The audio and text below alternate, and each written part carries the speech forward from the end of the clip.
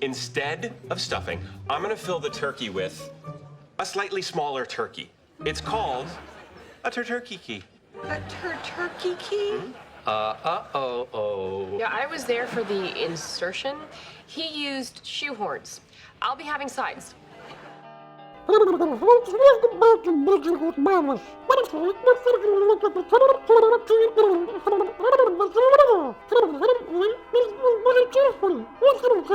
up, dude? Yeah, what did you want me to do again?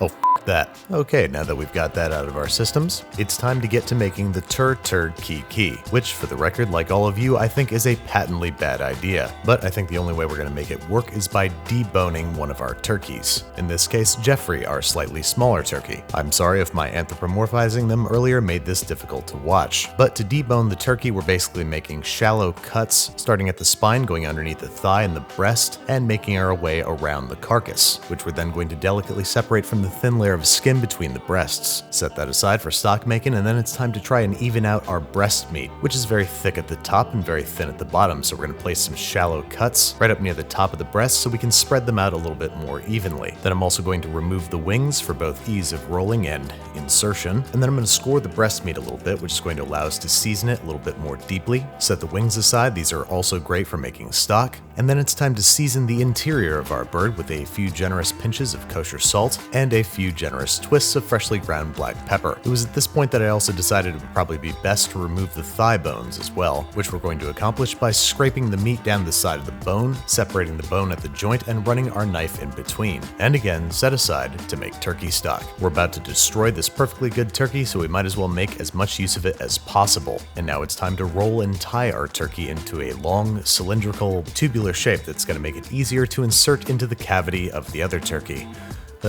Cut off the strings and flip the bird over so we can also tie up the legs. Because, despite everything else that's happening here, we still want our turkey to at least have a somewhat Norman Rockwell appearance. I also decided to flip it over and tie it a few more times so it didn't look so ribbed for your turkey's pleasure, but that ended up kind of making it worse. So I just decided to soldier forward, not thinking too much about the social and moral repercussions of what I was doing, and set up Jeffrey for an overnight dry brine, which is accomplished simply enough by heavily coating the outside of the bird with kosher salt, maybe a few twists of freshly ground black pepper, and refrigerating uncovered overnight, during which time we can get to the noble profession of making stock. I'm just going to lay out all of our various turkey trimming byproducts on a wire rack set in a rim baking sheet, drizzle with a little bit of vegetable oil, and hit in a 400-degree Fahrenheit oven for 30 to 45 minutes, until deeply golden brown and ready to make some delicious turkey juice. Directly into our tallest and narrowest stock pot they go. The more narrow the pot, the less evaporation there's going to be, and the longer you can let it simmer without having to top up with extra water. I'm also going to add some celery, some carrots, a whole head of garlic chopped in half, a whole onion quartered, a few sprigs each of fresh rosemary and fresh thyme, a little handful of parsley, a few whole black peppercorns, and 2 bay leaves. It is the perfect mathematical formula for amazing stuffing and gravy this Thanksgiving. Bring it to a bare simmer, partially cover, and let it go for anywhere from 4 to 24 hours, using an induction burner like this one if you don't want to leave the stove on all night. Meanwhile, our bird has emerged from the refrigerator, its skin desiccated and ready to be crisped in a 400-degree Fahrenheit oven. For how long, I cannot say. It depends entirely upon the size of your bird, the performance of your oven. The best thing you can do is roast until the skin is glassy crisp and the thickest part of the breast registers 155 degrees Fahrenheit. In its current form, this bird would be absolutely lovely to slice and serve, but now it's time to ruin it. First, we're going to go ahead and align it with our receiving turkey. Might as well snip the strings off. This thing should be able to hold its form all on its own. This is all starting to remind me of those videos of planes refueling mid-flight or middle school health class videos. Next, of course, we have to lubricate our insertive turkey. Oh,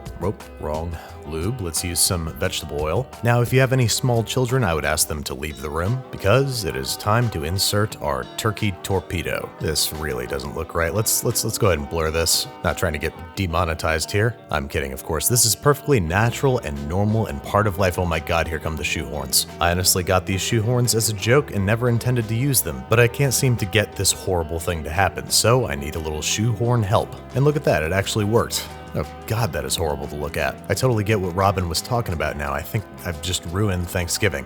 Oh, no, wait, now I've ruined it. Anyway, we're just gonna keep shoving this turkey in there until we have ourselves a turkey. Probably one of the worst ideas ever, not only because of the spectacle of insertion, but because it virtually guarantees that one turkey is either going to be overcooked or undercooked. Because by the time this giant receiving bird has finished cooking through, its turkey dildo will have become hilariously dry. But in the name of science, I press forward and humbly present to you the turkey. Now, the reason that I pre-cooked the smaller turkey is because if I inserted it raw, it would have taken forever to cook and the exterior turkey would have been completely destroyed. With this cooking method, however, most of the turkey is salvageable, and none of it will go to waste. I will be using it in the Thanksgiving Leftovers episode of Basics coming this Thursday. And now, of course, onto the quote-unquote good version of the turkey, inspired by an old recipe from J. Kenji Lopez Alt, one that starts by not only deboning the turkey, but removing the meat and trying to keep as much of the skin intact as possible, because it is now our intention to make a turkey roulade, which will allow us to stuff our turkey with more turkey. First, we're going to start by making some sausage out of the dark meat. To do so, I'm going to trim off the gristle and fat from the meat of the thigh and drumstick, cut into 1-inch cubes, and place on a parchment-lined baking sheet or plate to be chilled in the freezer for 15 to 25 minutes until just starting to turn firm around the edges. This is going to make the meat a whole lot easier to grind, which I'm going to do in a food processor, whose blade I have also chilled in the freezer. Into the food processor goes the dark meat, which we are going to pulse repeatedly until we get a nice, finely textured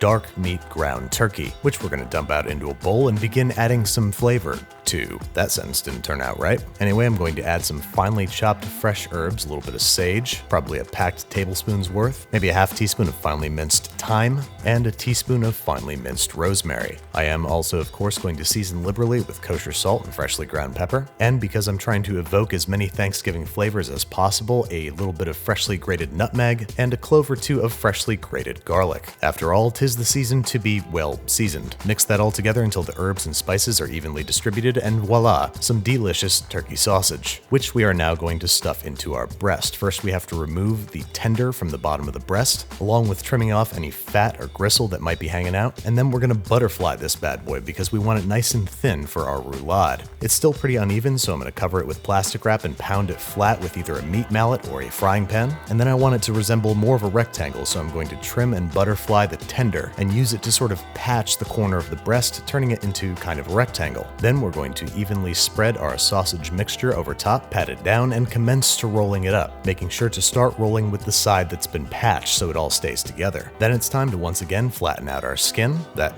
doesn't look very appetizing, but it will. Once we've gotten it as flat and stretched as we can, we're going to place our roulade in the center, with the seam or the ugliest facet facing upward, wrap it in the skin, trim off any excess, and then commence to tying. Same deal as before, we want to tie it every 1 to 2 inches or so, but we want to tie it tighter towards the thicker parts of the breast, which will give us a more even roulade, which will help the roulade cook more evenly. Then we're just going to rub this guy down with olive oil, seasoned with kosher salt and freshly ground pepper, rub it in to make sure that it's nice and evenly seasoned, and roast at 400 degrees Fahrenheit until the thickest part of the roulade registers about 160. I know that temperature sounds a little low for sausage, but we made the sausage ourselves, so as long as you've kept everything cold and clean, you should be good. After resting uncovered for 20 minutes so the skin doesn't get flabby, it's time to carve and see our swirl. That's kind of cool, isn't it? Hell of a lot better than the last version. Anyway, you can serve this however you like. I'm going to cut mine into rounds for easy serving, and it might not look at all like a traditional Thanksgiving meal, but you're going to get juicier meat and fuller flavor by making a roulade, which I shall now demonstrate by eating it. Just going to top it with some of the gravy that we made from the stock that we made. Make sure you always use all parts of your bird, don't waste anything, and maybe just add a little color and herbaceousness, some freshly chopped parsley. And there you go, an easy, flavorful, pretty cool looking turkey, which unlike Ted's version doesn't taste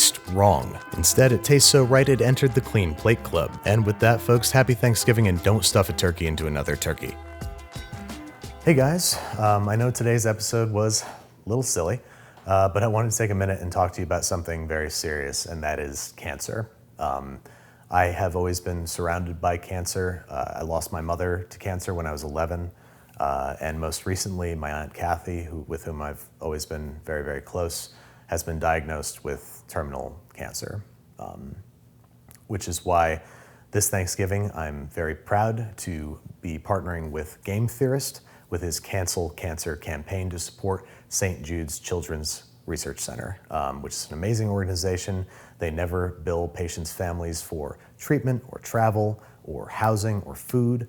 They've increased childhood cancer survivability rates from 20% to 80% in the 50 years that they've been open, and they're pushing towards 90% and will not stop until no child dies from cancer again, a future that I'm very much looking forward to.